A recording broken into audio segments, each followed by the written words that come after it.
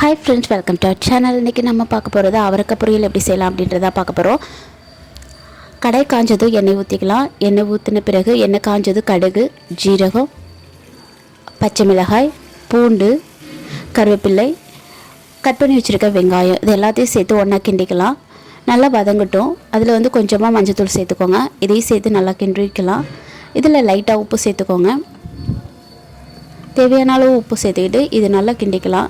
ரொம்ப கலர் மாறணும்னு இல்லை, வெங்காயம் கொஞ்சம் வதங்கினா போதும். இப்போ கட் பண்ணி வச்சுருக்கிற அவரைக்காவை இதில் சேர்த்து அதையும் நல்லா கிண்டி விட்டுக்கலாம்.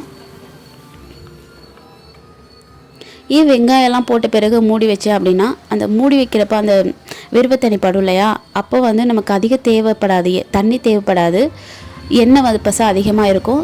ஸோ இது காய் வேக ஈஸியாக இருக்கும். இதில் கொஞ்சமாக தண்ணி விட்டு காய் வேக வைக்கலாம். அப்பப்போக்கு கிண்டி விட்டுக்கோங்க, இல்லைன்னா அடிப்பிடிக்கும்.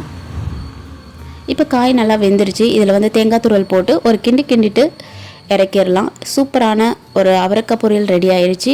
நீங்களும் ட்ரை பண்ணி பாருங்கள், கண்டிப்பாக சூப்பராக இருக்கும். ட்ரை